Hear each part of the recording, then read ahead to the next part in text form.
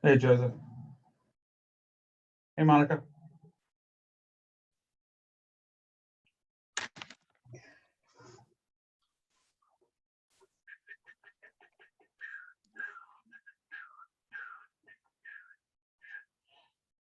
So who has seen or who watches Star Trek Discovery? Me, but don't spoil, no spoilers, because I'm just catching up on the latest season. I'm sorry, I've got to spoil this because it's going to be spoiled in the meeting. You're just going to get over it. But it has nothing to do with the plot. It has nothing to do with the plot.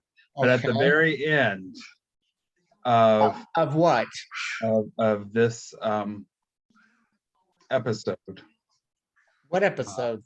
This week's? The season finale. Yeah. La la la la la. No, this la. has nothing to do with the plot. I'll kill you, Tom, but okay. A united Earth comes back into the Federation. Guess who is the fucking president of United Earth? None other than freaking Stacey Abrams on the freaking tube. No. Yeah. I was just like, oh my God. It was like so great. Happy St. Patrick's Day. You're serious? Yes. I videotaped. I'm going to load it up at some point in time, but right now I got to do this. But I was just like, ah! Sorry. That's cute. Geek off. Monica, are you like? I'm just listening because I thought you were going to ask if people had seen the movie The Batman, and I was going to say yep, and it was excellent. Oh, that's not. Yes, it is. I loved it. Oh, all right. Let's see. Did you go see it? Nope. I've only been to the movies once since, or no, twice since COVID. Oh, okay. Nope. Seth and I went and saw it a couple weeks ago. It was very good. I just was curious why you were videotaping it when the meeting officially hasn't started yet. It starts automatically, so I don't. Oh, forget. Okay, that sounds good. But we're not streaming yet, so. Okay. Well, I like your hat, and happy St. Patty's Day. And we had our corned beef. I've got my green.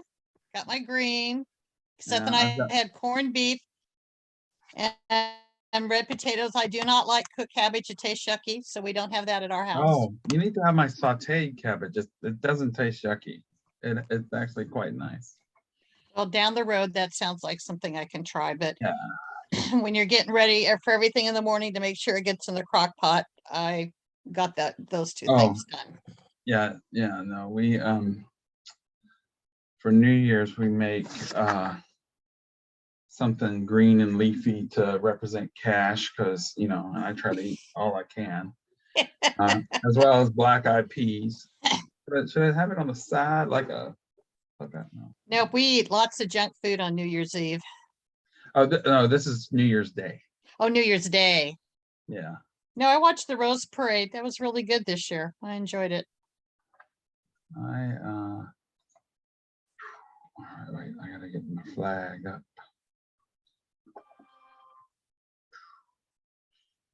All right. So Joseph, what's happening at Glen Cove? Anything? Yeah, we I don't know if you know, I'm president of the association now. Congrats, and keep me informed, because it's not like I don't represent your area. No, I know. Okay. So let's see. We are actually meeting with Police Chief Shawnee Williams and the interim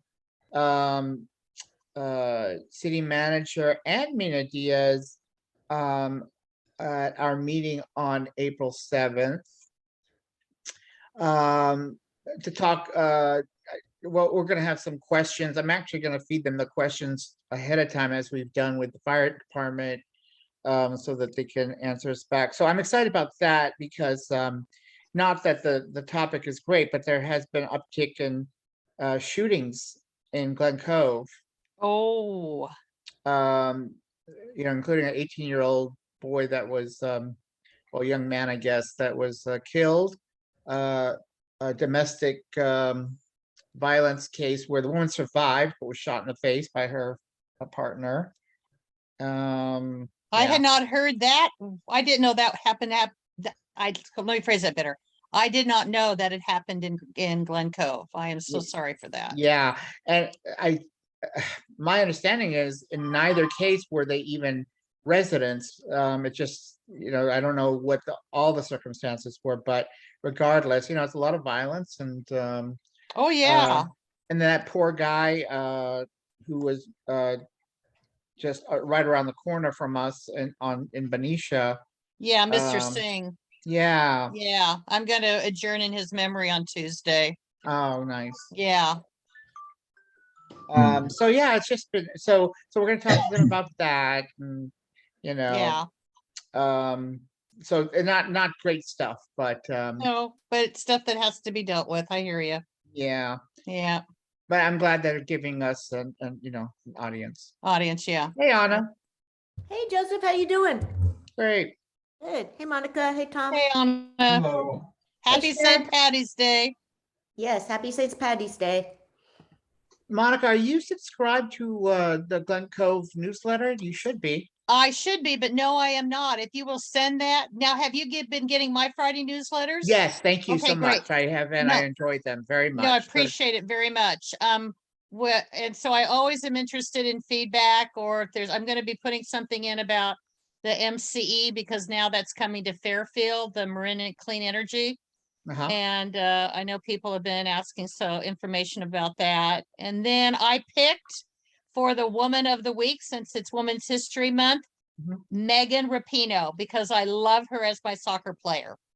So you'll read a little bit about her. So I'm excited. I just happen to love her. I have her t-shirt, and anyway, she's such a great forward. Love her dearly.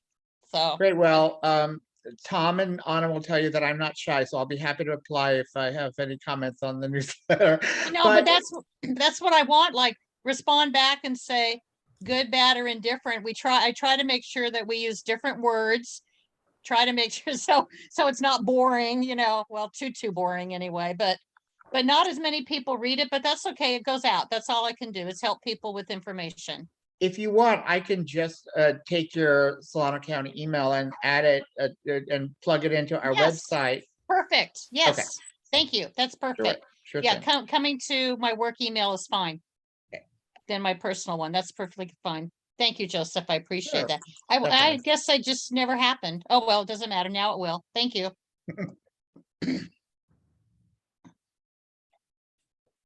But yeah, that'll keep you in the know, and then you'll get our quarterly newsletter as well. Oh, excellent. Please, I appreciate Oh, that. Sharon, welcome. Hey, Sharon. Good evening. Hello. Hi there. We'll get started here in just a bit. People are gathering. Okay, thank you. I see you've elevated me to congressman. Oh, yeah. Well, I have great things planned. Wow, Thomas. Well, the Congress part is an elevation. Was that because we had Jim Garamendi on there, or Yes, what's his it name? is. Yeah. And that was my stupidity. Our lack. You were supposed to catch that, Joseph, as the secretary. It's no big Wait deal. a minute. I do the minutes, not the agenda, so don't even go there. Yeah. Nothing like deflecting there, old Tom. Well, anyway, so I should started say- off. You As should to say the- thank you, Sharon, for reading. Yeah, and yes, thank you. Right? But I do think it might be in your future. Oh, well, I don't know. I'm 61 years old, so at some point. Well, John He's in Garamendi your is 30s. 77, 78. So, Is he really? mhm. Wow. He looks great. Well, Okay. those pictures are old. I know, but sometimes I see him on MSNBC and he looks Yeah. pretty good. Yeah, no, he does. They do great at makeup. So Oh, wow. I don't mean that as a Meow. negative, Meow. guys. I Wow, love John Monica, Fairmega. wow. I do, We will but be cutting this section out. I think Wow. it's okay that you don't dye your hair. I think it's okay to acknowledge that you're getting older and there's nothing wrong with that. He's got wonderful expertise. Our first insurance commissioner and lieutenant governor down the road, and he comes with lots of knowledge. I'm really excited about what he wants to try to do for Mare Island and bring some business in, so I'm excited with that. Cool.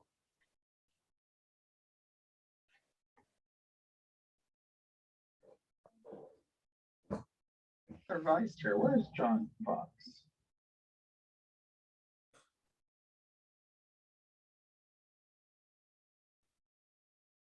I was reading in my feed that the interesting people that call themselves Republicans voted against giving more money to Ukraine, and then we're starting to complain to Biden that he needed to do more.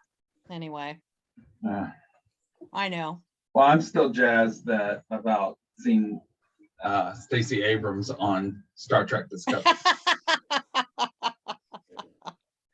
I mean, whenever she came on, you can ask my partner Chris. When she came on, I yelled. People probably thought someone was being killed in this house because we watched it like right before this, and now I'm like ready to go.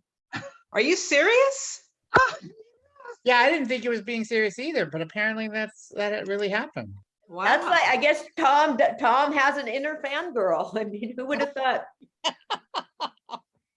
I mean, the shit she has done is Oh, just Julie, hang on. phenomenal. Yeah. Yeah. Okay. Gotta give her money to win Do this more. time.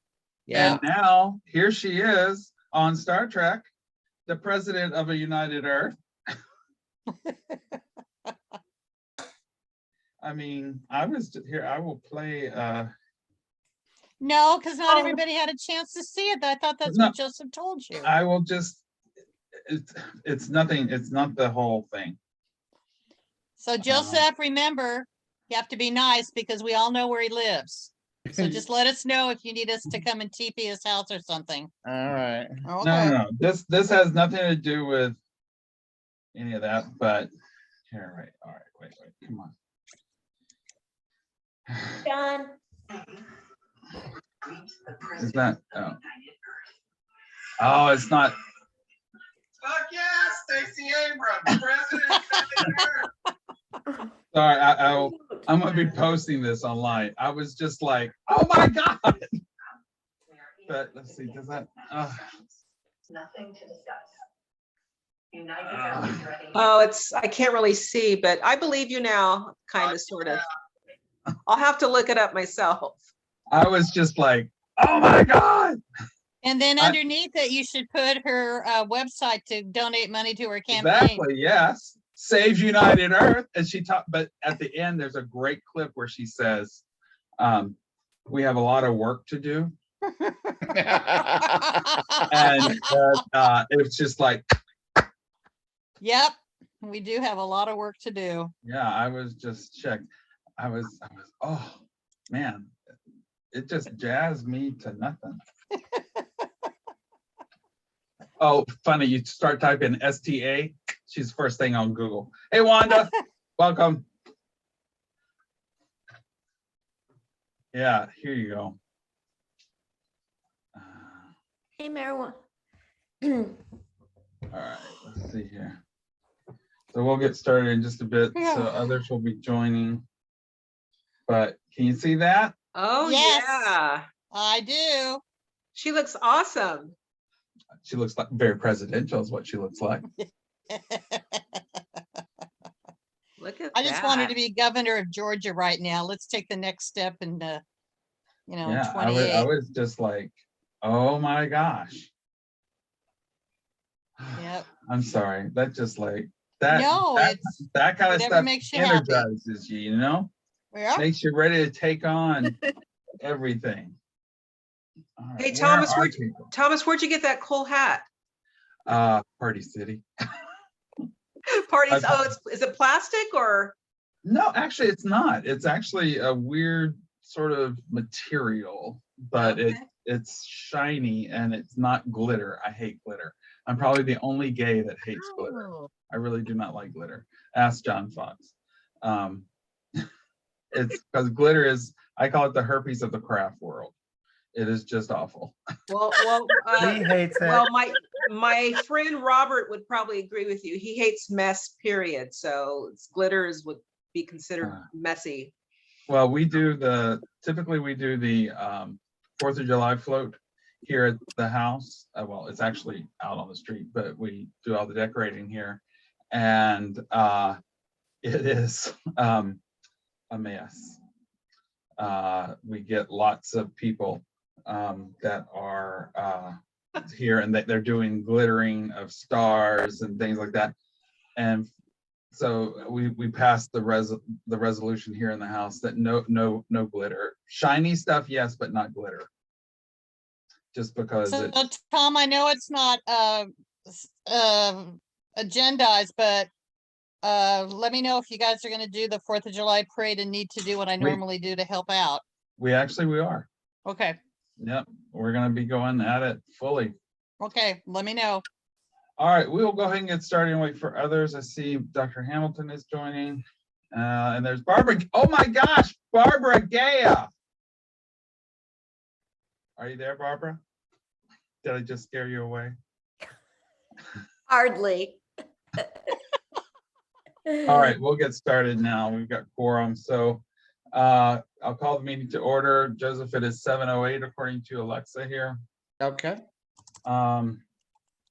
And we'll do the Pledge of Allegiance, which is optional, depending on how you feel. But I'll go ahead and start us off. I pledge allegiance to the flag The flag of of the the United States of America, and to the republic for which it stands, One one nation, nation, under God, indivisible, indivisible, with with liberty liberty and and justice for all. someday. someday. Got that from Monica. All right. Yep. So next up, we'll do the land acknowledgement. Joseph, you want to read that? Or Sure, can we you? should take a moment to acknowledge the land on which we are gathered for thousands of years. This land has been the home of the Patwen people. Today there are 3 federally recognized Patwen tribes: Kachil Dehe Band of Wintun Indians of the Calusa Indian community, Quetzal Dehe Band of Wintun Indians, and Yoka Dehe Wintun Nation, which I know is here in Glen Cove.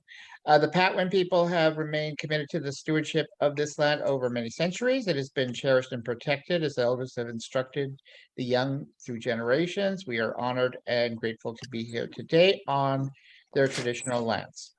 Okay. All right, we'll switch back over to the agenda. Thank you, Joseph. Yeah, so I want to welcome everyone, including our elected officials. So City Council Member Williams, welcome. Supervisor Monica Brown, always welcome.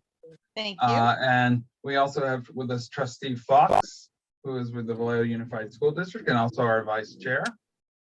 Did I miss anyone else? I don't think so. Well, our Barbara's on the board and I'm on the board. Okay, that's right. Yep, we got people who are on the board, our officers, and Anna as well, who is a, Not an officer. yeah, no, you're a committee chair. I'm sorry. Barbara, I see you, but I just got a text from you saying you're trying to log into Zoom. Anyway, all right, so we'll go ahead and get started. So we're going to start off with our guest speaker. Tonight we have Sharon Henry with us, who is a candidate for Solano County DA. Ms. Henry, if you want to start, I'm going to stop sharing and focus on you. So that way we are recording this and it will be posted to our social medias. All right, very good. Thank you for having me, Stonewalls. It's nice to be here. So I've been a prosecutor for 34 years and I started my career back in 1988 at the Tulare County DA's office. I was born and raised in Tulare, California. After law school in San Francisco, went back home to work and got a job as a deputy district attorney at the DA's office there. So I was there for a little shy of 15 years.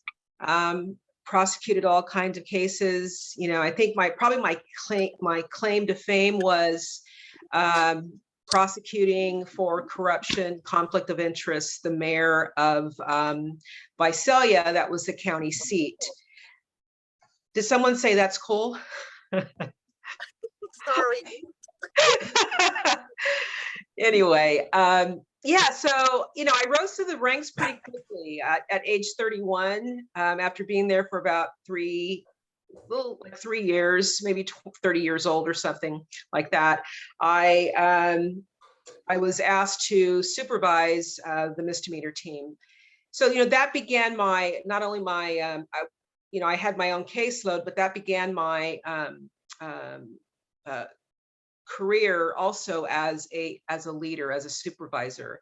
And I went on, I was later promoted to supervising attorney, and I was in charge of the homicide unit and major crimes, which consisted of gangs and sexual assault, domestic violence, what have you. And so, you know, was quite successful there. You know, when I moved back, my parents were thrilled, but I thought I was only going to be there for 2 years and go back to San Francisco and make a lot of money, but somewhere. But I found that public service was, you know, was what I was really passionate about. And I knew that I always wanted to help people, you know, at a very young age. But being a DA brought me, it was just so much, it was so rewarding to actually help people, all people, you know, who had been victimized, and help them, you know, kind of to the best that they could restore, you know, whatever life they had. And that always brought me such great satisfaction, and just drove me to keep being a DA. And before I knew it, you know, 34 years had passed, and I never, you know, regretted it once. And so after Tulare County, I went to San Mateo County. I was there, I was hired on as a senior attorney there based upon my experience in Tulare County. And I went on to prosecute sexual assault cases for several years. And then later on, I wanted to take a break, because it was just, it's a lot, you know, it's a lot to, I mean, I wasn't the victim, but it's for a prosecutor, you know, it's, you know, when you read case after case of, you know, children, especially, you know, being victimized, you know, it gets to you after a while. And so I took a break. And I went to something very different. I went to white collar crime, and, you know, prosecuted insurance fraud. And, you know, fast forward to 2014, I was called out of the blue by Krishna Abrams, who I actually worked with in Tulare County. I was her boss for several years. And she called me, told me she had won. I didn't know what she was talking about, because we had lost contact with each other.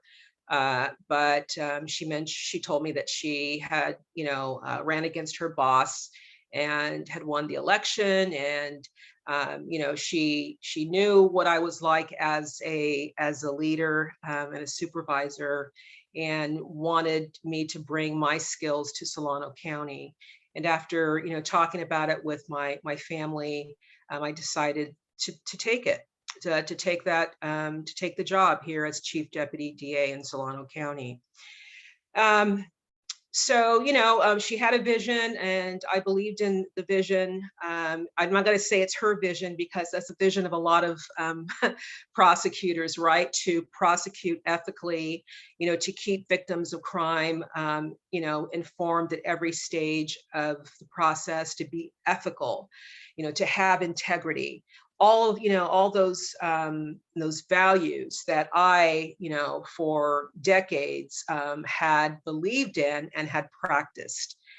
And so, unfortunately, you know, several years ago, I saw the office move in a direction that was very unsettling to me. I saw firsthand the lack of integrity the lack of effective leadership, and really an abuse of power that was occurring in the DA's office.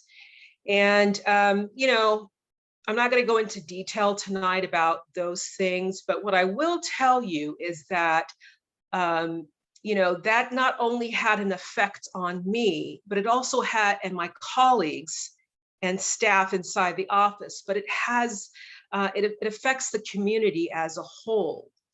And so, you know, early last year, someone from the community reached out to me because, as I said, it impacts the community. The community, people are not stupid, right? I mean, they notice what is going on, and as I said, it has an impact on the community. And so someone in the community reached out to me back in early last year.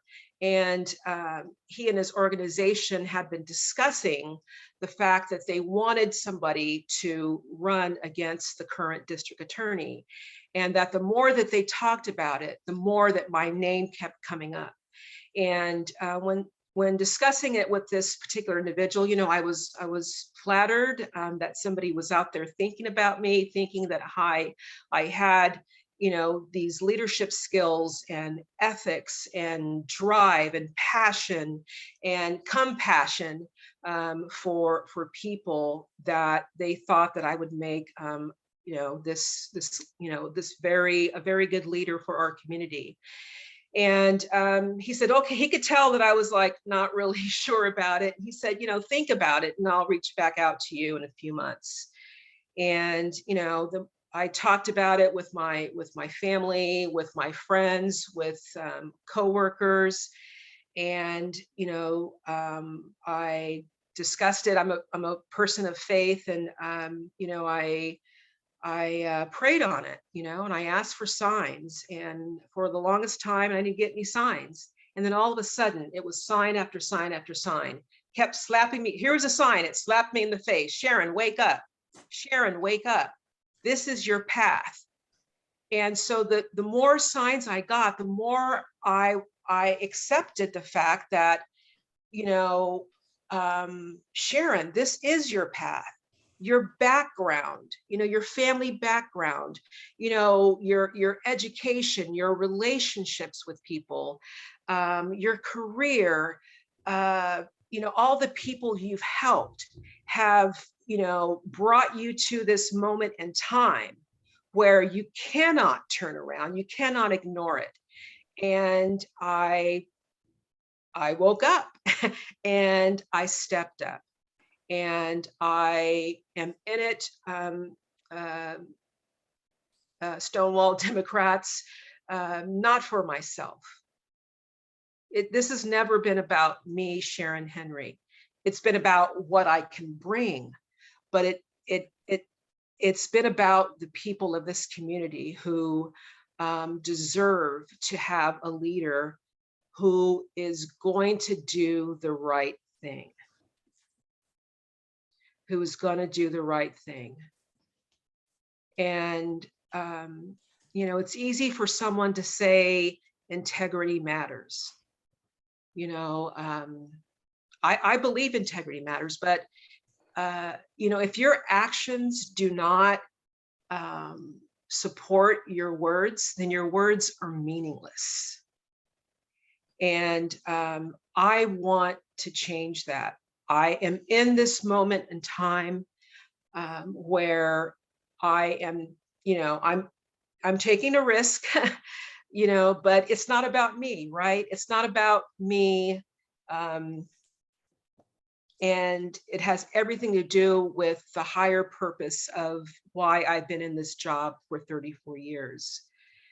And I want you to know that you don't have to worry about if Sharon Henry's going to do the right thing, because my parents taught me a long time ago to, you know, to let that be your guiding principle. All people want in life is to be treated like, you know, like I want to be treated. That's how that formed the basis for who I am as an individual. Do I make mistakes?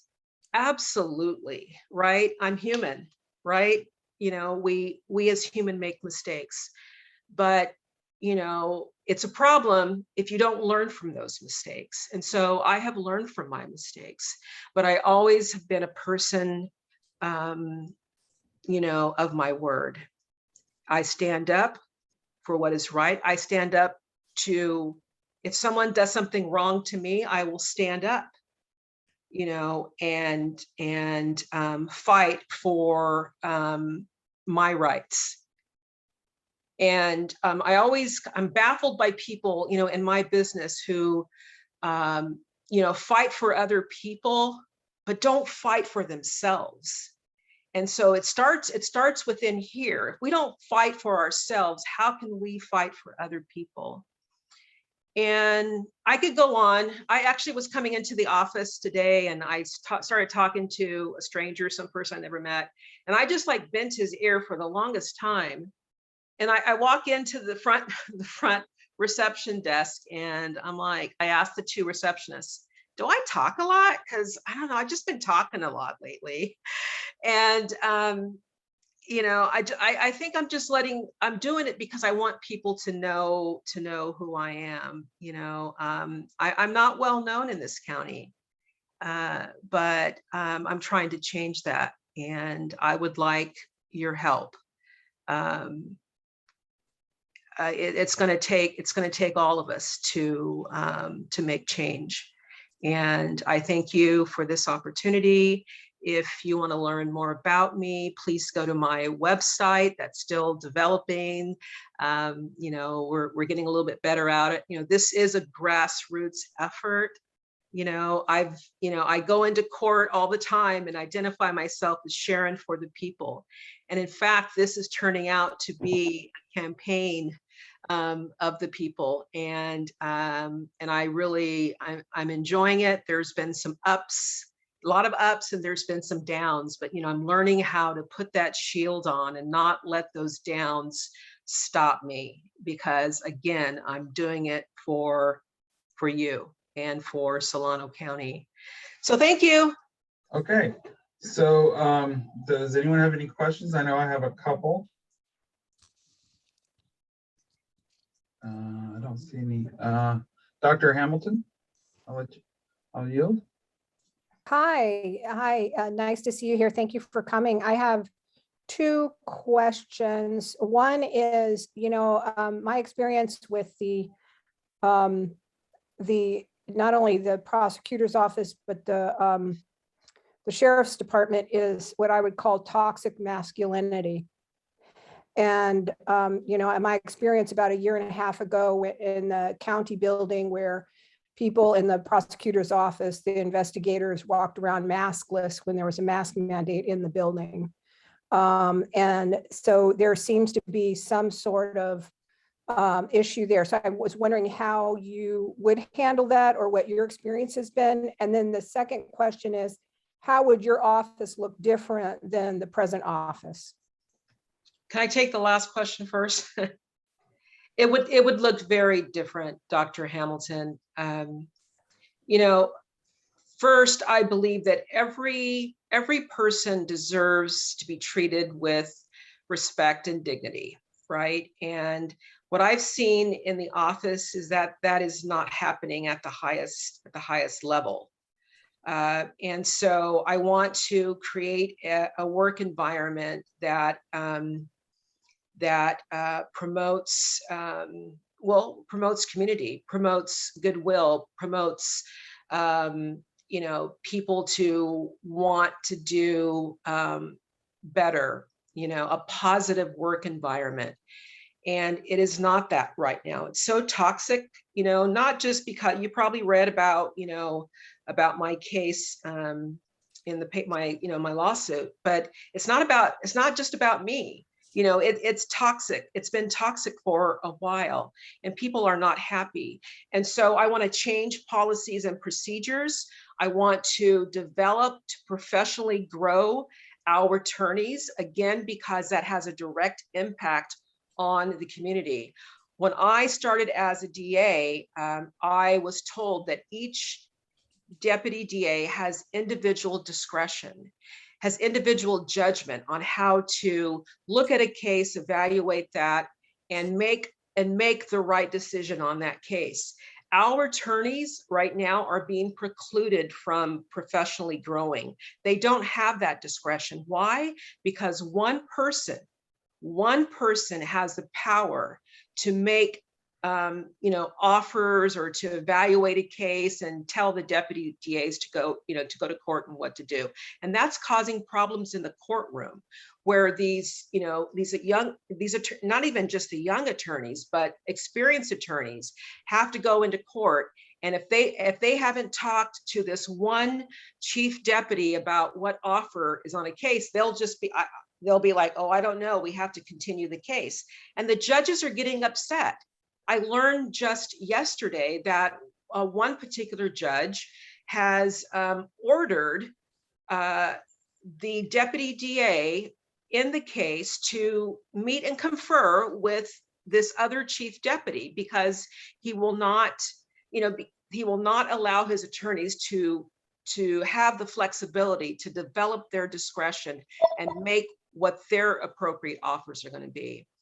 So there are a lot of changes that, I will make sure that we truly have a vertical prosecution unit. The revolving door, it keeps turning and turning and turning because good people are leaving because they're not being supported.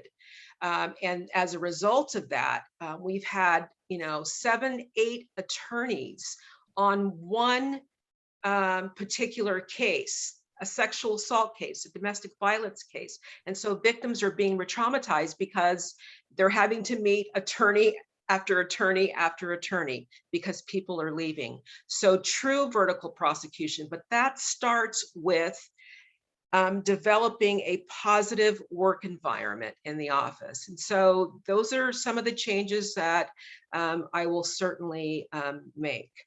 Regarding toxicity in the sheriff's department, was your question related specifically to not wearing masks? Well, it's just that, it seemed that the only people walking around without masks during the mask mandate were the men in the prosecutor's office, the investigators in the prosecutor's office. So to me, it's an example of like toxic masculinity. Like they're too, macho to be wearing a mask when everyone's supposed to. And the same thing with the sheriffs and some of the sheriffs, but I'll let you address the prosecutor's office. Yeah, see, that starts at the top because the district attorney herself was not wearing a mask. And so, or she would walk around, I'm going to demonstrate for you. This is how she would wear her mask sometimes. She would have it in her hands and she would hold it up like this, as if that's going to protect other people or herself. So you have to set an example. Leaders always have to set the example, to set the standard. And that wasn't being done. And there was a male legal secretary one day going to fill up his water bottle at the fountain, and he wasn't wearing a mask. And I just, excuse me, you should be wearing your mask. And, he was kind of shocked, but I saw him with a mask every time after that, right? So you have to set the standards, you have to set the policies, and you have to be the one not only to set those, but to actually follow them so that you're practicing what you preach, if you will. So, yeah, I mean, it starts at the top, Dr. Hamilton. Great. You guys see Barbara Gaya, you have your hand up? Yeah. Hi, Barbara. Hi, I'm so glad. I'm so fried. I thought there's no way I can sit up for this, but I'm so glad I did. It's wonderful to hear you. And yay, I keep going like this. Anyway, I'll just read what I put in the chat with the typos. Anyone who's watched Law and Order, and I worked with it firsthand for several years as program assistant with Napa County Victim Witness Services, the very necessarily very close relationship between police and the DA's office. But most of us know, I like to say that in about 20 ways, Vallejo is a shrunken version of Oakland, mostly in wonderful ways, but unfortunately also with the police problem, the horrid history of Vallejo police killing unarmed blacks and sometimes Latinos. And of course, the DA, remember, punted it to the state, who punted it back, and it was just a fiasco. Because I think she said that it was too close. She couldn't, investigate some ludicrous, something like that. So how do you propose? And it's really, anybody's been to any of the demonstrations, it went been to a screaming match at last week's city council again. The families are just, they're living no justice, no peace.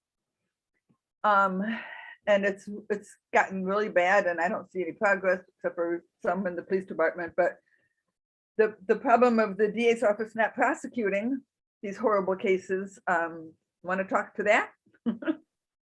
Absolutely. So it's really important. And I learned this, years ago, that the office of the district attorney has to remain independent. We work closely with law enforcement. We consider law enforcement our partners. I believe in good policing, and I respect law enforcement, but we have to remain independent. And I say that because there are some officers who unfortunately engage in misconduct and unfortunately commit crimes, and which is violating their oath to protect and serve, right? I mean, those should be their guiding principles, to protect and serve with dignity and integrity. And so when a district attorney is not maintaining that level of independence, it becomes, I would imagine, impossible for that district attorney to do his or her job, right? Because if you're not independent, if you're too close to the situation, then you're not going to be capable of doing your job. You're not going to be capable of making those tough decisions. And it's easy to claim a conflict. I mean, here we go with words again, right? It's easy to say I have a conflict, but really, do you really? What is the conflict? Is the officer who is alleged to commit this crime your brother? Is this officer your husband? Is this officer your sister? I mean, what is the actual conflict? And the two cases that you're talking about, I'll just be frank, are the Willie McCoy and the Sean Monterosa case. Those are the two most recent cases where the district attorney has stated that she has a conflict. The question is, really, what is the conflict? What is it? Is the conflict because you're too close? Yeah. So,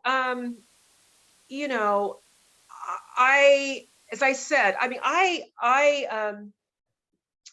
I have developed over the years, close relationships with good, police officers. In fact, I was in San Mateo. I took Friday afternoon off and went to have lunch with some former retired law enforcement officers that I work closely with in San Mateo County. And,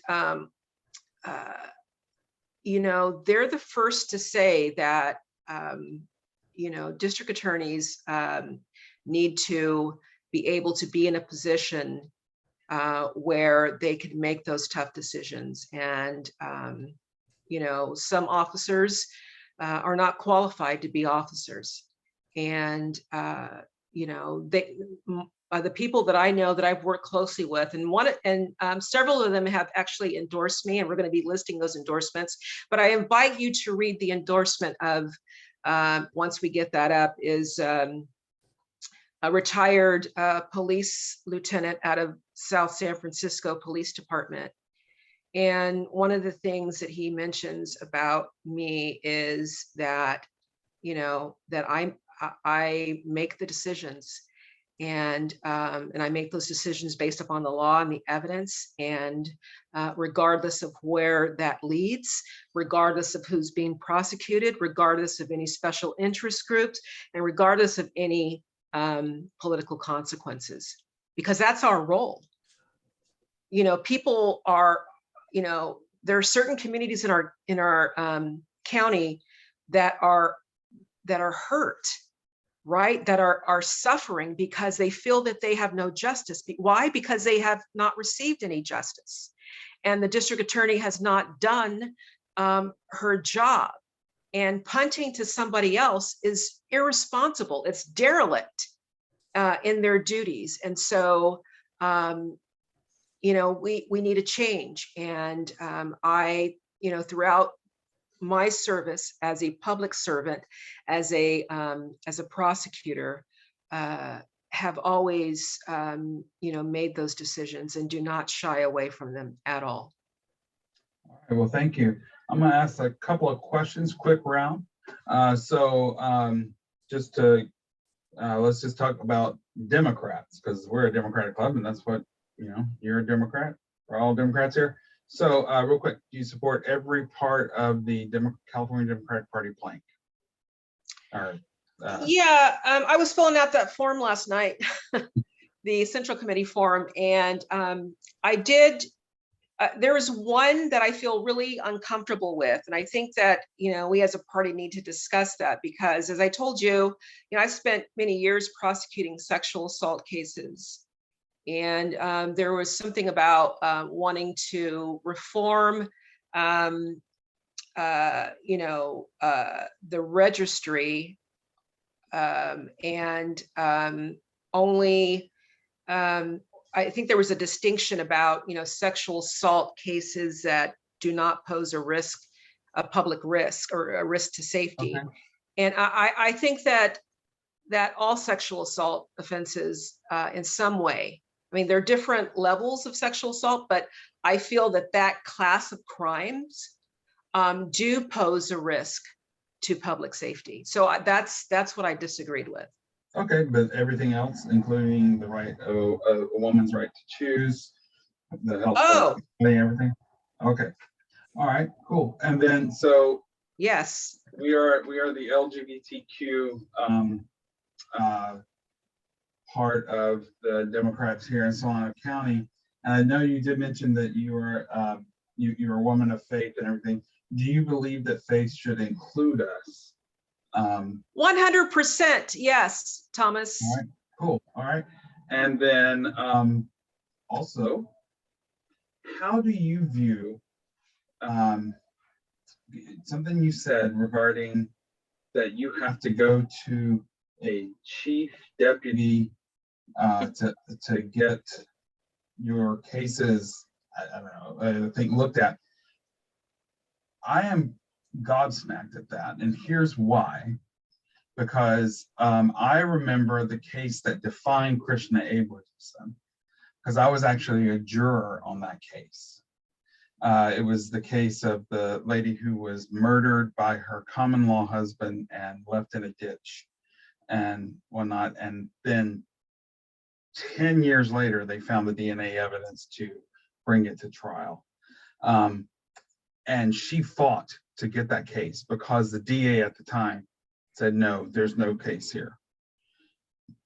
How is it that now the same lady who had to fight to bring that case is allowing prosecutors who believe they have a case, or that they want to settle, or they want to, whatever choices they have because they are so close to the case, they know it. How is it that she is allowing this to happen? Because that just, I don't understand that, because I was, her respecting that case and that lady's life, who wasn't a saint, but yet the fact that she was a victim of abuse, she was murdered, and she was left in a ditch to become a mummy. How does that person now espouse the same thing that she had to fight against? Right. So, you know, it all comes down to, you know, words. Do they match your actions? And, when I first came aboard on, into Solano County, it was not that way, right? We we encouraged attorneys to get, to get to know what a case is worth, if you will. That's, kind of our lingo, to judge a case, right? To judge, to figure out the strength and the weaknesses, and the likelihood of getting a conviction, and if not, then making the appropriate offer or getting the appropriate resolution, talking freely with the defense attorney, talking freely with the court. That's what we want. That's what we should have, right? But it has allowed, and she has endorsed, she has accepted this way of running the office by giving all the power and authority to one man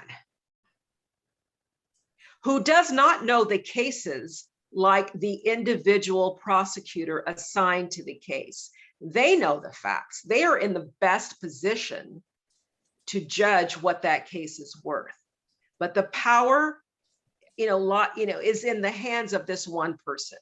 And that is, in my opinion, an abuse of power. Mhm. That's how our office is being ran, by this one individual. And I mean, I'm sorry for getting really, carried away in a way, but I'm so passionate about this issue. That our attorneys need to be restored and allowed, and give them a sense of worth and accomplishment and growth. No, they're not growing, right? Because they get to court, if they're told what to do and they get to court, they repeat what this one person has told them. But if the defense attorney says one thing and the judge says another, they're like, well, I mean, I don't know. Right? Is that serving you, Thomas? No. Is that serving you, Joseph, Anna, Monica, whomever? No, it's not. And so, it has to change, Thomas. It has to change. And I was just looking up the case. It was with Lonnie Curley was his name. Curley. Yeah. Yes. There was another And- prosecutor in that case as well, Julie Underwood. Yes, Miss Underwood. And that was my first exposure to a trial, and it went from September to December through actually January, but I got out of it because my father passed away, unfortunately, right at the very end. I'm sorry. But I just cannot believe that is happening again. Well, so does anyone else have any questions real quick? We are getting on with time, and we're going to hear from Wanda Williams and Jen Barton. They're both here.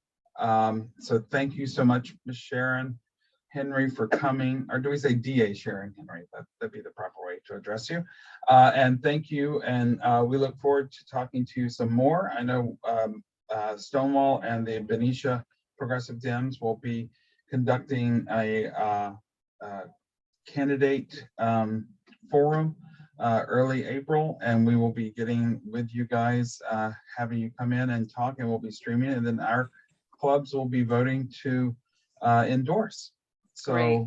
Thank you. Well, I asked for your endorsement at that particular time, but can I give you my website? Actually, you have a fangirl in our midst, Anna. She already has given it the chat. Way to go, Anna. Thanks, Sharon. All right. Good night, folks. All right, thank you so much. All right. Good night. Thank you. Okay. All right, so I'm gonna go in the order in which they came into the meeting. So we'll start with Wanda.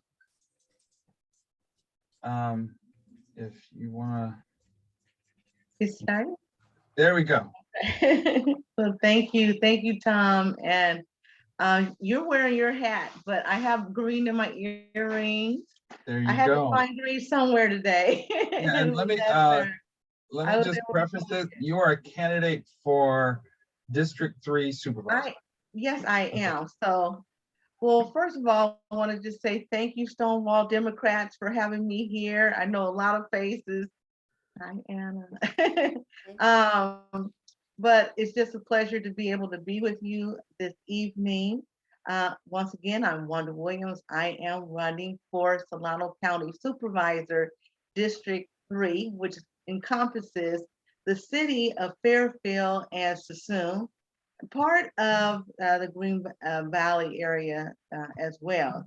But I tell everybody, even though I'm in District 3, everyone has skin in the game. Everyone has skin in the game because as a supervisor, you're responsible still to represent your district, but also the whole county.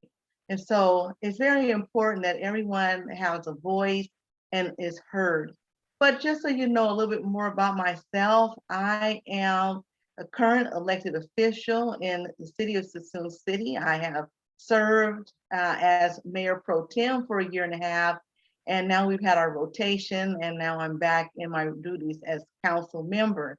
However, since I've been elected to office, I have had the opportunity to really help grow my city. And especially during the pandemic, we actually had a great boom. But since I've been elected, I have worked diligently to improve economic development in our city, improve our fire department. Our fire department was really in a bad state, but now it serves our community well. Do we still have growth? Yes. Also our public safety as well. Additionally, I have also launched our Adopt a Neighborhood program. One of the issues in my city was people were sad that our city wasn't clean, wasn't beautiful. So I launched that program as well. And also during my tenure, I've also launched the Good Neighbor policy that gives our citizens within Sassoon City the opportunity to know what development is happening prior to it occurring and get an opportunity to weigh in on it. So it gives also an opportunity for our developers and community members to get to know one another. And that's just a few things. I won't list all the things I've done, but I've been a very active, involved, what I would say, out there in the streets doing the work type of legislator. I just did not sit behind the desk. I also made sure that I was really active in my community. But I'm running for county supervisor because the things that I have done, the things that I have promised to fulfill for my city, I have completed and done. And I want to be able to go ahead and to continue to help my community at large. What's nice about running for District 3, I still get to help Sassoon City, but I'll be able to take my skills, my ability to help others have a better quality of life and expand those throughout the county. I will be working to protect open spaces, our air base as well. And additionally, I'll be looking at solutions to address a regional approach to homelessness. I've learned as a council member, we cannot do this in silos. You have to work collectively. I even formed, and during my tenure, the coalition of council members, where we got together and talked about these concerns and issues. So now that the 2x2 is going forward, it's already something that I had started way back in 2019. But the pandemic changed my directions because I needed to take care of my city at the time. But homelessness has never lost sight of the needs. Also, we'll be working to make sure we accelerate green renewable energy. We have to move in that direction and make sure we're paying attention to the issues that we are being affected by with climate change. So these are just some of the things that I'm going to be focusing on as your county supervisor. Of course, there are so many more things that we have to continue to work on, making sure that people have jobs. People have to rebound from this pandemic. And we have a very high inflation right now, as well as our unemployment rate is starting to also go up as well in our county.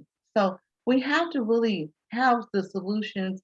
I will bring those. I will be that candidate to do the job. I am the champion for the people. I have a track record of making sure that those that I serve is actually their lives are being improved.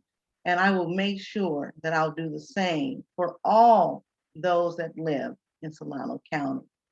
So I am hopeful and that you would consider me as your candidate of choice, because I will look out for those that need their voices to be elevated in this county.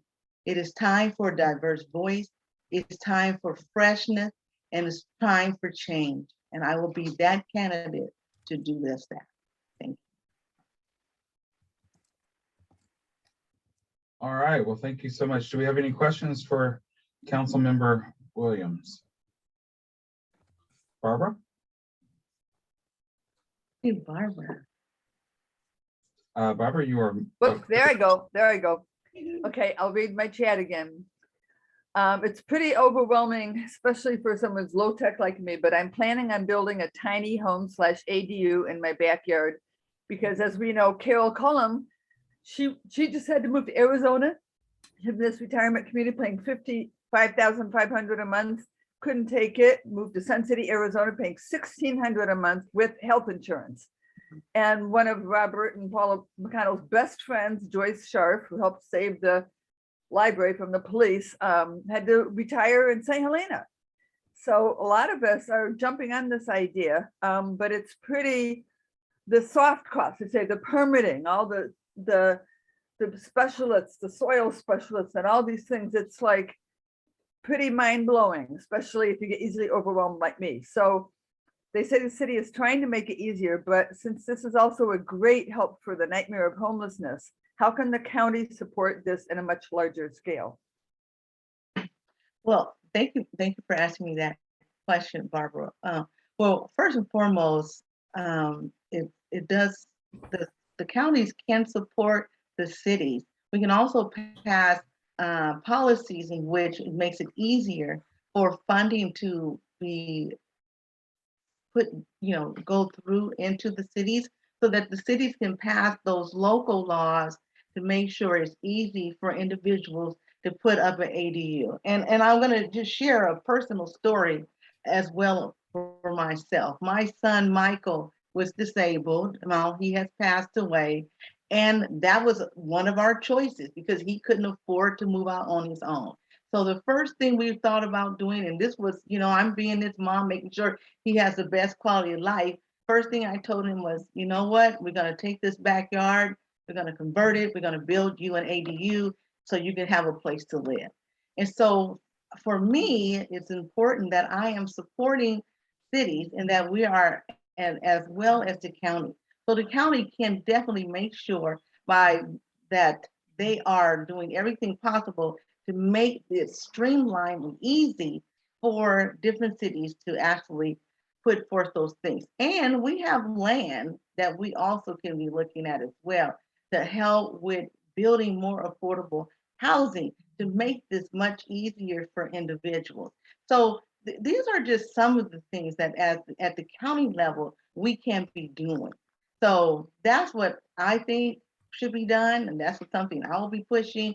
I remember when Skip Thompson was trying to get housing built in Vacaville, but that was those tiny houses. Now, granted, tiny houses have evolved so much. Now they have modules where individuals can live in with heating, lighting, and all those different things. So, but what we can do is make sure that we are doing everything possible for, communities to be built so that individuals can have places to live. Seniors as well. Seniors are families and individuals.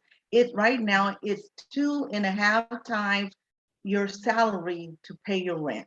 I mean, it's crazy, and it's just has gotten out of hand. So we can also, look at making sure that for those that are, there's information going in I'm sorry. I saw the stuff popping up, so I was trying to see what it was. So we can do all those different things to make sure that we're doing everything possible at a county level to make it easier for cities to do their job and for the county to start looking at how can we start building up more affordable housing so that individuals do not have to wonder or think about, oh, I got to move to Arizona, oh, I got to move to Georgia, because that's what's happening. We're having this great migration back to the South because it's more affordable. But we can have affordable housing so that it is affordable for those who need it. And, you know, I'm tired of people making affordable housing individuals, these, you know, quote unquote, making it out to be something bad, something that's not good. There's every walks of life that everyone is entitled to have housing. This should be just a civil right. It just should be. And so it's just something that we have to do. That's something I'm going to be pushing for and fighting for, is affordable and workforce housing, 100%.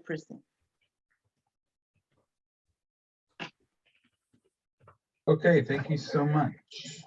Any more questions? All right, we're not seeing. Barbara has some questions in here, I think. I think it's more statements. Oh, okay. All right. Yeah, I know. I almost did gray water system at my home, but yeah, okay. There's a statement. Thank you. All right. Well, thank you so much, Councilmember Williams, for joining us. And we look forward to speaking to you in early part of April. All right. Bye. All right, Miss Barton, where are you? I'm here, but I can't seem to get my screen to start the video. Do you see me by any chance? Do you see my name? I hear you. Let me spotlight You hear me? everyone. Let's see. Don't see your. Oh wait, there we go.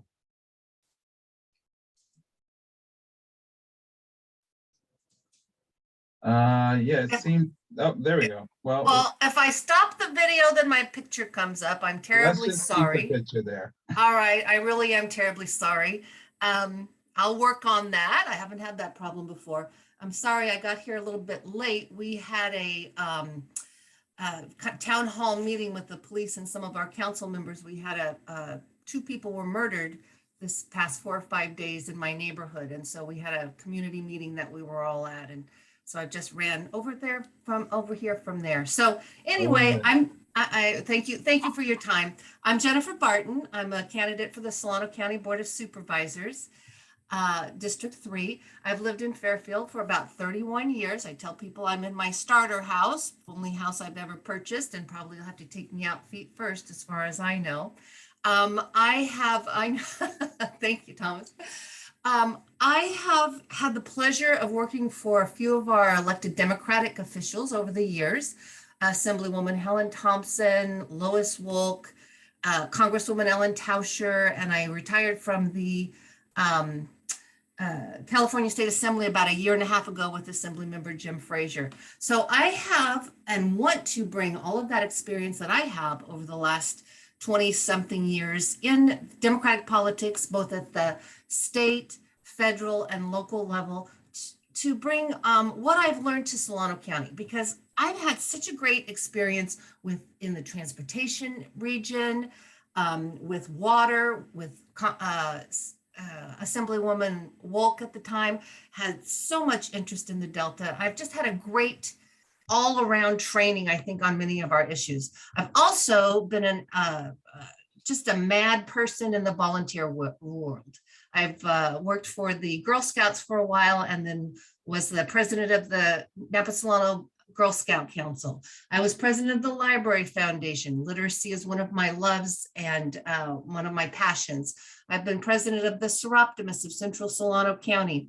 I was chair of the board for the Planning Commission. I was appointed to the Planning Commission, and I'm currently on the First Five Commission, which for me is one of the best commissions in our county. We work on behalf of families. We work for that 0 to 5 population, because my feeling is, as we're talking about our homeless issues, if we can start at the 0 to 5 level, give them that background, that grounding that they need. You can't see me, but I'm clapping my hands together and I'm being very assertive here, but I'm so sorry you can't see that. But that 0 to 5 population is so very important. So I was pleased that before I was able to leave the assembly to set in motion $2 million to come to Fairfield to start a First 5 center. Vallejo has one. It's been very effective. We started right before the pandemic, had to close for a little bit, but that First 5 center in Vallejo ended up being a hub for that neighborhood. Diapers were distributed, food was distributed, books were distributed. We set up Zoom calls for, not Zoom calls, but Zoom meetings with the kids where we read to them online. And so it really was a hub for that community. And I'd like to bring that to Fairfield. I live in the older part of Fairfield, and this is just so necessary for us. So, you know, I'm passionate about what I've done. I've been a regional champion for Solano families. I fought fiercely for our community on many different levels. I certainly want affordable housing, and we want to address the growing number of homeless, you know, crime, and building our safer neighborhoods, strengthening our social safety net. So I have a joy to serve my community with that passion, that competence. I think I can bring my regional experience and who I've met over the years to really work on behalf of Solano County. I also want to share with you one of my fun things just to tell you. I was 3 years at BART as an executive manager for external affairs. And if any of you have ever been to the Gay Pride Parade in Fairfield, BART has a BART mobile that they enter in every single year. And so one year I was lucky enough to ride in that and be in the Gay Pride Parade for Fairfield, which was one of the most fun things I have ever done. I mean, for San Francisco. And if you ever get a chance to do that, you should do that because it's super fun. So that's me. I just wanted to introduce myself, and certainly if I can answer some questions, I would be happy to do that. And I am filling out that monster Democratic questionnaire. It's due tomorrow. I'm still working on it. It's a biggie. Yeah, sorry about that. Yeah, so we will be, the good thing is that the Central Committee is gonna be allowing clubs to leverage that. So you'll have one and done. Okay, good. That's helpful because I think that was my 8th questionnaire, which I feel like I'm in back in school during finals. Yeah. Okay, so any questions? Barbara, you want to ask her about your AD? Oh, we got Dr. Hamilton has a question. Go ahead, Dr. Hamilton. Hi, Jennifer. Thanks for being here tonight.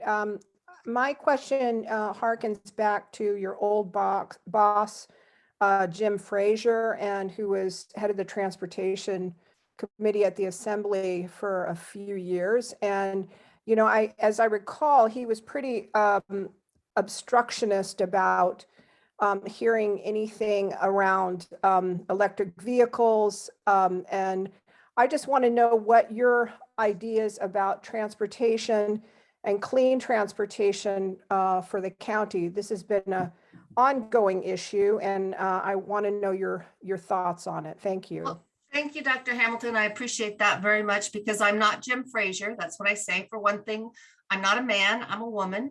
And I'm a completely different person. I'll tell you what, I've had quite a bit of experience again in the transportation world. When I was at BART, one of the things that we worked on very closely, we were working on bringing the new BART trains in. And bringing the new trains in was a chance for us then to make room for bikes on the train and set aside areas for people to bring their bikes, which we did when those new trains came in. We also worked very diligently on making sure that we had bike lockers at all of our stations so that people could bike. We also put money into, and we worked very hard on doing this, bike trails to BART so that people could be able to bike and use their bike as transportation. So I'm very excited about Highway 37 and where we're going with that and what we can do as we're working on certainly building it up because of climate change and sea rise. We're going to have to do that. We may have an opportunity, and it would take a long time and it would cost a lot of money to bring a train over and bring that to downtown Sassoon. So if that's something that we can make a priority and put on our list to do, I would love to see us do that. I'd also love to see us put some more money and continue to lobby for the state of California and take some of the infrastructure monies that we're going to be getting from the feds to build up the Capitol corridor. If we could make that as affordable as we can do, I think that would be really helpful. And as we're working towards getting rid of our gas cars, which is going to take a little while, we have to build up our electric vehicle charging stations, because until we do that, it really won't help us to all have those vehicles unless we have those stations throughout California. So those are just a few ideas. And Dr. Hamilton, I also want to tell you, when I was, well, you had asked a question when I was introducing myself at the Solano Democratic Central Committee about climate change. And I really neglected to mention, you know, there's so many things running through your head. We are Solano County we have water on 3 sides of us. So climate change and sea rise has to be addressed for those of us here. Oftentimes people within the central part of the county don't really realize that we are right on the Delta, but we are. So that's something that we need to continue to work with at the state and federal level. So I wanted to follow up on that with you too. Thank you. All Did you right. want me to call on people, Thomas, or do you want to do that? Or you're the boss. Barbara? I'll read through it, kind of a follow-up extension of my original question. Be quickest by just scrolling up here. Okay. I'm building a tiny home ADO in the backyard to enable me to stay in my home as an elder, because it's getting almost prohibitive with the silver tsunami of elders being able to stay here. And I want to stay in my home.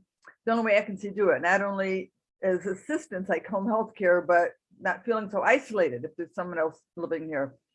But since it's quite overwhelming, what they call the soft costs is a real nightmare. And so I said, how can the county support this in a much larger scale? Because they say the permitting costs more than the home often, and that's going to stop a lot of folks like me with a real low fixed income. So how can we lower the soft costs? And also I'm going to throw in there as a PS, how can we, it's not just charging stations, but making electric cars affordable. So some kind of rebates, or, you know, we got to be able to afford these electric cars, because I'm a real eco-Nazi. But, you know, the soft costs, I'm afraid that's what's going to break the bank before I even put a single piece of wood in there. Barbara, you are so right. And I am so jealous that you are working on an ADU. You know, the state of California passed many laws to make sure that cities can, would allow those, right? Because in the past it was very prescribed and the cities were not allowing that. So, and I don't even remember the year, it was maybe 3 years ago, 4 at the most, that those laws were passed, which were very helpful. Those definitely, the cities have control over that. From the county level, what can we do to support you in that? Well, you know, if we can, all of Solano County is going to have a requirement to build more homes through ABAG, right? So we're all going to have to look at what is that going to look like. Certainly, we want to keep that as infill in our cities. We don't want that in the county. We want to preserve our agriculture. We want to preserve our open space so that we can recreate and visit and be there.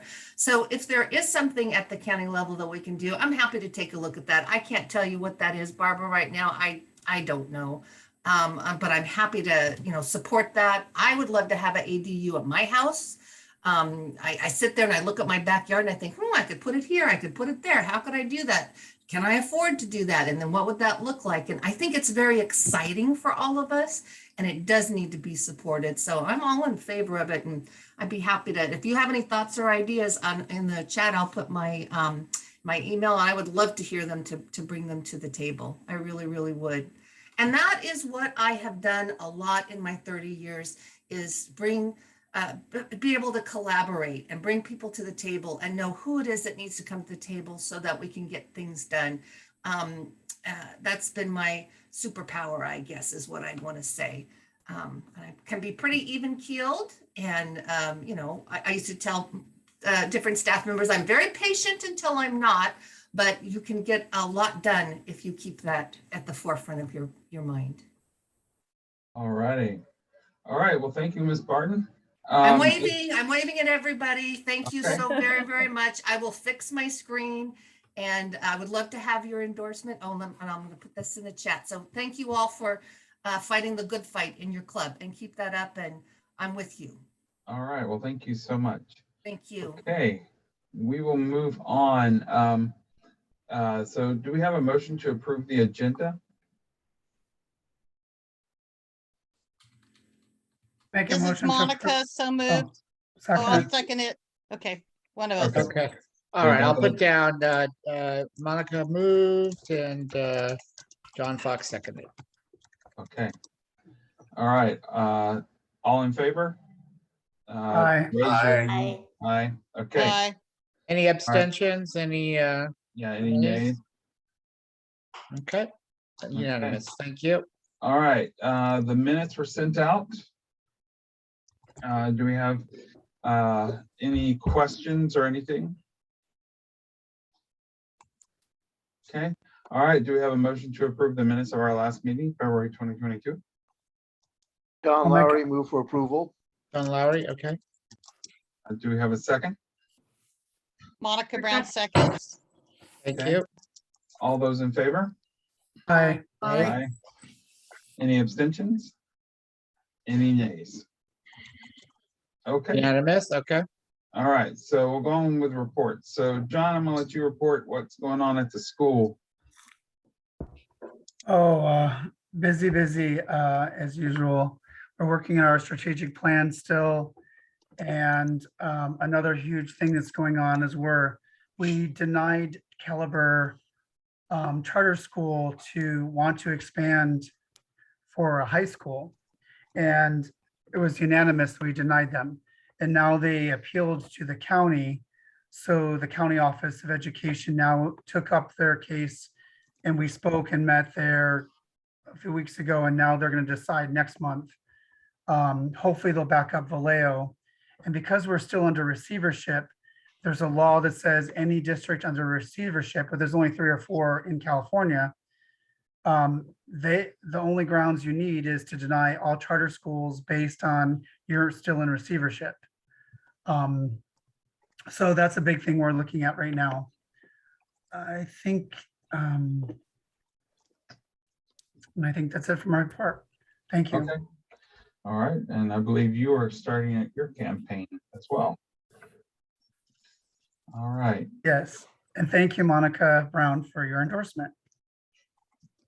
all right. Okay, Joseph, do you have anything to report? No, I don't have anything new. This month. Okay, all right, and I will cover our old business as my report because it is 8:14. All right, so let me share the agenda because I thought it was already shared, but I had taken it off while we had people speaking. So I want to thank all of you again for being here tonight.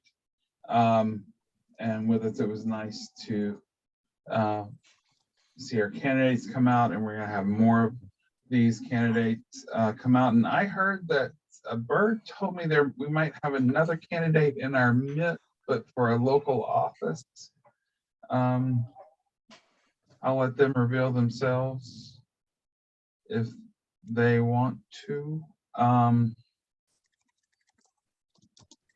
Okay.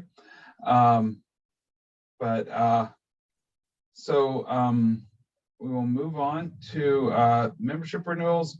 So this was not in that little tag that I put in there, was not in the agenda that went out, but we are at a 51% renewal rate from last year, but that's only 30% of our total membership because we had a dip because of COVID. But hey, you know, we're getting there. And we will keep plugging away at that because in an election season, we need to all turn out. So we had, for the candidates forum, we had proposed March 30th and 31st, but we are now moving that to the second week of April only because we had some hiccups with other things going on. So look for that update coming. We are going to be hosting that, co-hosting that with the Benicia Democrats. With our candidates. And that is the candidates that are coming up in the June timeframe. So for the primary. And we will move on. Nothing to change there. Logistics for meetings. So one of the things that we need to start thinking about is the possibility of meeting in person. I know that some people may not want that. Some people may be a little hesitant to do that, but it's something I thought if we could get some people to sign up to help and discuss that and see what we can do. One of the things that we have suggested us to do at the county level is that we will go to what we call a hybrid schedule, where we meet once in person, either a quarter or biannually, and then everything else is conducted over Zoom, so that one, you can all come in as you are and enjoy time without having to take a drive. But so if you would like to be on that committee to help look at that, yes, Dr. Hamilton. Oh, yeah, just back on the supervisor's race, who else has pulled papers for that race? Do you know? So there's been a bunch of people has pulled papers, but from the Democratic standpoint, we have City Council member Wanda Williams, Jennifer Barton, and Pete Sanchez, former mayor of Sassoon. Okay, and do you know the Republican side? Just curious. I think it's Charles Tim. Chuck Tim and Chuck Joseph Tim. Joyce. Chuck Tim and who else? Joseph Joyce. Yeah. Okay. And they are Republicans. Joseph Joyce previously had not held any office. Thank you. Yeah. Former PD in Vallejo. Oh, okay. Okay. But so for logistics, so if you're interested in helping out with that, coming up with a plan, we would still be having a live stream or something while we meet in person. But I think that it'd be nice to at least have one meeting, either a quarter or a half a year out of 6 months in person. And we can find that it won't be too expensive or anything for us to have that.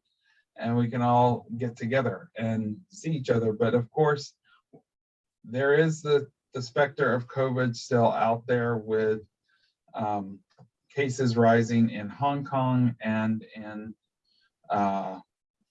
Britain, and there's like one other, China, and a couple other places. So yeah, Dr. Hamilton.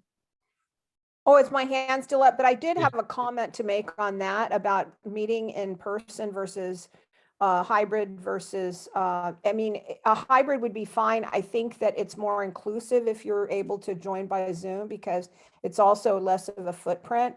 But it would be nice if we might do an in-person event or get together outside of meeting, outside of a normal meeting. So I was just going to put that out there. All Thanks. right. Perfect. Don?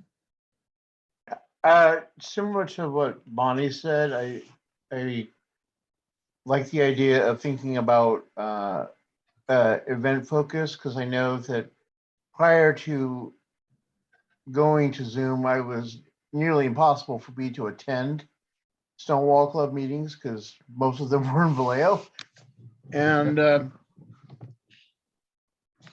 but perhaps if you were doing one or two events and maybe it's tied to a meeting, or maybe it's its own event where you're gathering, that's as much a social occasion as a business meeting, that has its merits if and when we can do that. Because there's reports of a new variant, I guess they're calling it Deltacron or something, circulating and ruining all our plans to have mask burning parties. Don't burn it yet. But hopefully we don't give up the convenience of at least meeting some of the time online. It makes it a lot easier for a lot of us. Right. Okay. Thanks for that, Don. I've still got my mask. Even though some people says it's creepy, and I'm like, wait, that's my face. Anyway. Oh, gosh, Tom, you're hilarious. Supervisor Brown? I think the times that we should meet are when they're, for me, during election cycle. For example, the candidates forum and endorsement would be a time to meet, but in a big enough event that we could be separated, because I think that's important. But for the most part, just meeting over Zoom is fine. I just think there's a little bit more, that would be where I would pick and choose what's on the agenda. I just think it's important in an election cycle, we have a little bit more in-person meeting. And when it's a non-election cycle, Zoom all the time is just perfectly fine. Got it. Okay. We will be taking that into consideration. Again, like I said, until we see what's happening with the brother of Omicron or Delta Cron or whatever Cron, we won't be doing anything different because yeah, you know, the specter of COVID still is out there. Okay, so if you want to sign up for that, please join Joseph and John and Anna and Barbara and I as we try to navigate that. And I will be reaching out to try and get some people to help with that as well. Okay, so we're going to move on to 10B. That is the only thing that we have to really discuss as a club that is actionable tonight. And so this is something that came to me because we want to make sure that we have inclusivity in our club, but also we want to give people ownership. And some of the ways we can do that is by giving them a title and also making them responsible for a segment of the population to make sure they're represented. And so our bylaw change that we're talking about here is to make sure that our executive board has representation of what some call the alphabet mafia, aka LGBTQ, AQ, and on down the line. So for that, we would be adding to the officer positions what we call directors, which would for each of the constituent communities: lesbian, gay, transgender, bisexual, queer, questioning, and non-binary, ally, and asexual. So it doesn't mean all of those will get filled, but we would have them so that we could appoint and bring people in to represent those people. Yes, Don? Just to be pedantic, because I'm an Oxford comma purist, should there be a comma between ally and asexual, or are those meant to be two different positions? They are two different positions, and yes, there should be. Okay. Thank you for that. All right. And so anyway, so that would, one, take our executive office board from 4 to 1, 2, 3, 4, to a bunch more. We'll just call it that. But I think also it would give us something to really bring in people in our community and make us more diverse. And we want to do that. At least I do. And so other than the comma, does anyone else have anything? Yes, I just Connie? have a quick question. So is there any such stipulation for the executive board at this time? No. The executive board is, there is nothing to say. Anybody who wants Yeah, to run? it could be anyone. Anyone can fill these positions.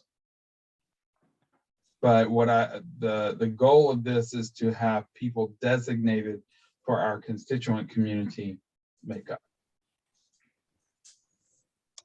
So Tom, I'm actually not clear on whether the executive board would include all these directors or the board of directors would include these directors in addition to the executive board. So the executive board is made up of club officers. This is making them club officers. Okay, we might need to clean up because we have 2 ands. Oh, So you're right. Well, so the red and goes away. So this and is to be removed. So it would read chair, vice chair, secretary, treasurer, and directors for each constituent community.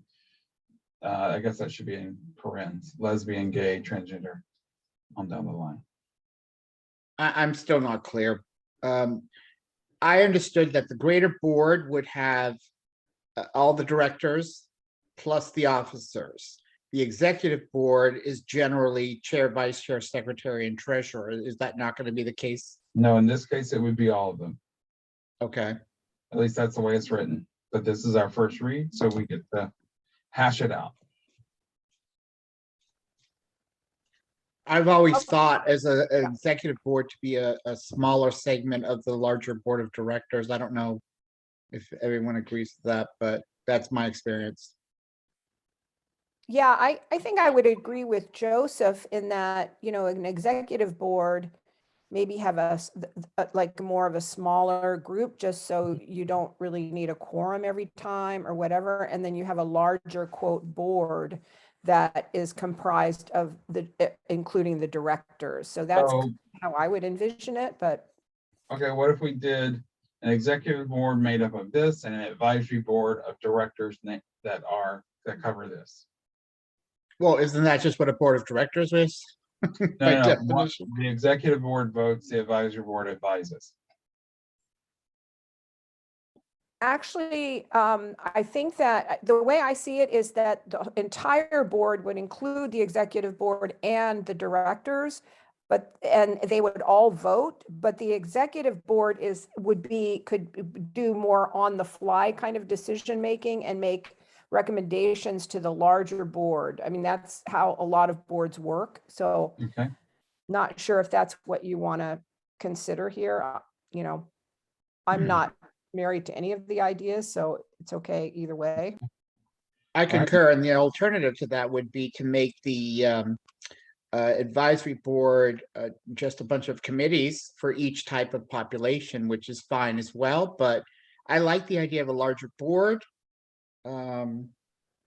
I think, Tom, perhaps the dilemma is that we want to invite all members to our monthly meetings, right? And not to just have a board meeting on top of that and then an executive board meeting on top of that. Is that your concern? My concern is to get more people on that can actually bring in more hands. And Anna has been patient and had her hand up. I'm gonna let her have a chance to speak.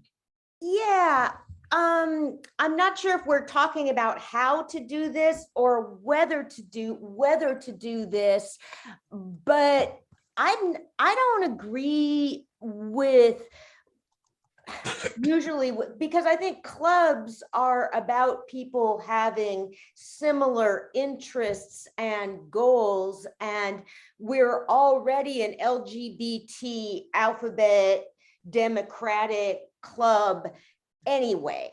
And so that's all. And so, you know, and there's nothing, you know, I mean, a lot of us are involved in the different clubs. There's nothing stopping us. So I think we've already like centered, you know, made a space, and I would rather spend the time inviting people or so that would be my take on it. I just think it's kind of like, I feel like the purpose of the Democratic Club is to look at issues, candidates, and all of that, and not split up into identities that much. Okay. All right. So we will vote on whether or not to have this. That will be in the next meeting, that part of it. So go ahead, Joseph. I just wanted to say that I think the reasoning is not only what Tom said, but also to make sure that there is representation. I remember when I was on the board of the Gay and Lesbian Parents Coalition International, and which was a mouthful, GLCPI, and that was completely non-inclusive of trans parents, and it was, you know, it became antiquated. And I wouldn't blame the trans community for feeling excluded with a title like that.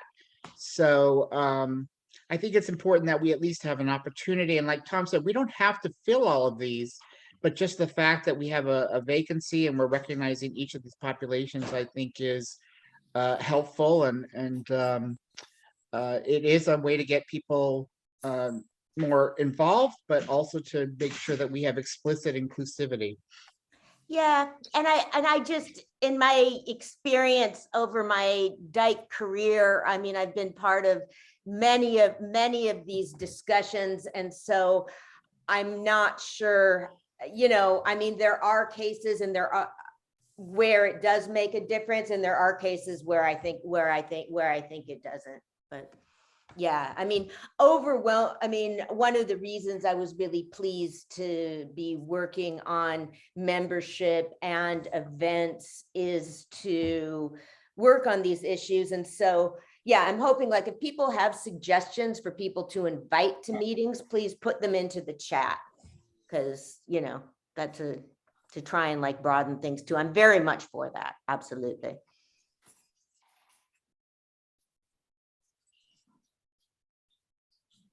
Okay, so how do we, so if we're gonna do this, how do we want to do this? So if we say club officers, executive board shall consist of chair, vice chair, blah, and we don't delete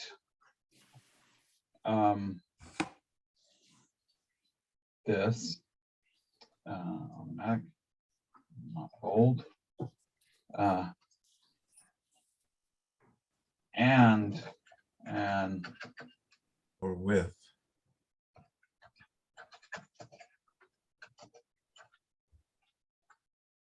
like that.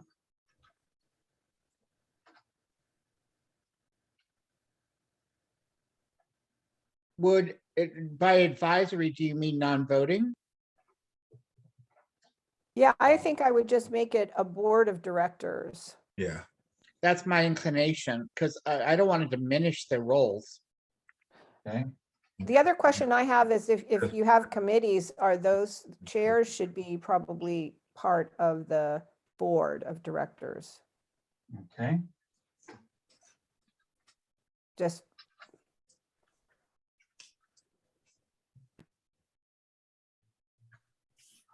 All right. So maybe we central. But if I was on a committee, I don't think I'd also want to be on the board of directors either. I would just come and report. No, and so they would be separate. Okay. yeah, I'm just being specific about any chairs of the committees, but I mean, I don't even know how many committees there are, or We actually only have 3 committees right now, and they are outreach. And wait, where did Barbara Gaya go? She left. Wait, Barbara Gaya, are you there? No, she's not. But and then our political action. Yes, Don. I think you would want to just, if you're going to wordsmith, say a board of directors representing each constituent community. Because I do think it is a good idea to make sure we're making a conscious effort to represent all aspects of the alphabet mafia, as you call it. And then the other thing that would occur to me is check language, because I don't know, I don't have a copy of the bylaws in front of me, whether your executive board or board of directors requires a quorum to do any action, and making sure that you're not having a body so large that the officers are basically blocked from acting if necessary. So you just check that language, other language in your bylaws. Yeah, actually, it does not speak to a quorum for that. But we can, and the reason is because we can actually act off, we can have actions voted on by email. So we may come up with something, but we will vote on it by email. That was in our original bylaws, to be able to vote by email. So that way people, even if someone couldn't meet, we could still have them included in votes. I'm trying to find that file. There it is.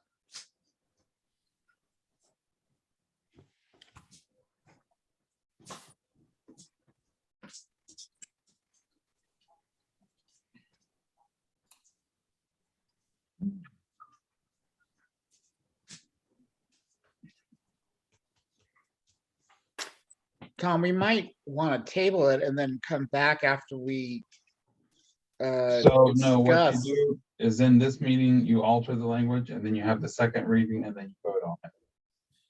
So this is where you actually alter the language in this Okay. first reading. Then you resend it back out to say, this is what the club has come up with. You send that back out to the members and then you vote on it in the second meeting. And if it goes up or down, that's when it's decided. Okay. Otherwise, you go back through the process. So that's why we take action in this meeting to actually tailor it. And yeah, we do not have a quorum clause for executive board meetings.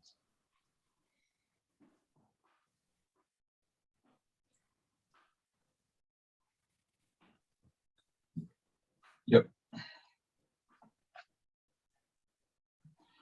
The other item is that we would change the 4-month probationary period to 2 because that set up a slightly altered thing where we could not have people be voting members. Do we have any comment on that? All right, Dr. Hamilton? I'm just gonna look at it. Is my hand's not up though, right? Yeah, Oh, it yeah, is. it is. Sorry about that. Okay, Supervisor Brown? You're on mute. Sorry, it took a second. I have to use a mouse. I don't know how you guys do that other thing. All right, so currently you have to be a member for 4 months before you can vote, correct? That's right. And you want to change it to 2 months. Yes. Here's why I don't like that. Because you've got an election that's coming up. You might have all of our folks, and we had 3 people come and speak. I'm not saying they're going to, I'm just saying they could. Or did we have 3 people or 2? God, isn't it terrible? 3. 3, we had 3. Okay, sorry that we had 3. And so they could get a whole mess of people to come and join immediately, basically, and take over. And we had that thing kind of happened at the Progressive Dems about 2 or 3 election cycles ago, which is why we changed that to at least 90 days or 3 months. And there's an example that happened somewhere in Sacramento at one of the clubs where that happened. Mhm. I can find that example and send it out to you guys, but I'm just hesitant about it. I mean, and the other thing too is that you could be a member but not show up. So if you wanted to make it 2 months, you need to attend. Now, I have found, for reasons I can't figure out, that your email goes to my spam, which now I have to start looking for, which nobody else's does. So I have no idea why that happened. But now that I have figured out when we're all meeting, I've been able to come. But where I'm going with it is that I truly believe that you can be a member, but you should be showing up, but you need to be a member more than 2 months, guys, or you're going to have a lot of people who can game the system and then you'll Okay. never see them again. So what about 3 months? I could handle 90 days, provided there might be something in that also says you need to attend. I'm just sharing. So, you know, Okay. getting a Democratic endorsement has a lot of meaning. And it All right. should not just be watered down. So I would have felt more comfortable if we had had this discussion in a non-election year, but that's just how I feel. Okay. Anyone else? I would agree with the 3 months. I mean, I would second that if it's a motion. All right, anyone else? John, well, John, we covered it in our executive board meeting. John Reed, But 3 months versus 2. I would prefer 3 months, yes. So we'll do 3. Okay, Liat, Miguel. 3 months is fine.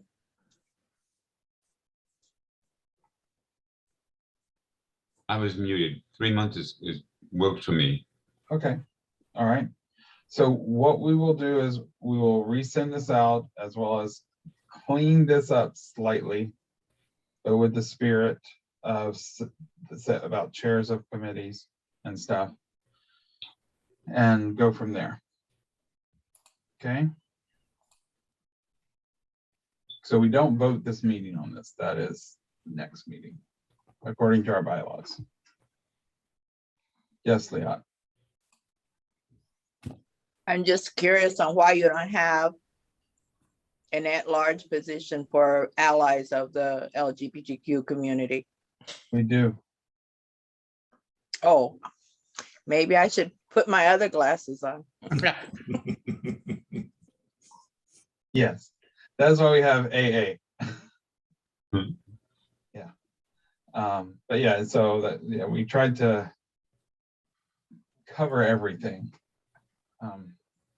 And I'm only asking because I know at some point there was a question, you know, if you have anything to say, people were questioning your right to say anything, not being part of the LGBT community, but as an ally, I felt it important enough to have a say in Honey, something. you are part of our community, whether you want it or not. Here, So here. just give that up. Whoa, you are always an honorary gay man to me. Me too. Of course, Dr. Hamilton. Thank All you. right. Okay, so we will move this on. The other thing is there was just some cleanup of language so that we can appoint people, but at the next club meeting, they have to be voted on. And they have to also say yes. So to these positions. All right. Thank you so much for your help with that. I'm trying to find the agenda. What happened to the agenda? Did I accidentally close it? I think I did. Oh no, it's okay. No, it's still up. Yeah, it's the document I have open. I'm a dummy. All right, so we will be moving on. So items for future agendas, if you have it, please email eboard@SolanoStonewallDemocrats.org. And if you're having that problem, put SolanoStonewallDemocrats.org as a whitelisted. I will try and find that. Monica, are you using Gmail? Yes. Okay, I will try and find out what's going on with Google, why they're sending it to spam or promotion. It was very weird, and I would ask around, when are we meeting? When are we meeting? And anyway, so that and okay. And first off, everybody will tell you, and including Leah, that computers, unless I have my children with me, are foreign objects as far as I'm concerned. That's why you don't touch my computer. Okay, so announcements. Anyone have any announcements to make? Yes, Miguel. Sorry, Joseph, you had your hand up. No problem. So I will be with the Humane Society at the Farmers Market on Saturday. We're going to try to have a presence there at least once a month. I think it's going to be third Saturdays by default. So I encourage you to stop by, and hopefully we'll be getting out more. If you're not on that email list, let me know, and I'd be happy to put you on that. Similarly, as I was talking with Monica, if you want to, if you're in Glen Cove or interested in Glen Cove, we have an email list as well. Okay. Supervisor Brown. There we go. So Tuesday's a board meeting day and there is a lot. The agenda finally came out.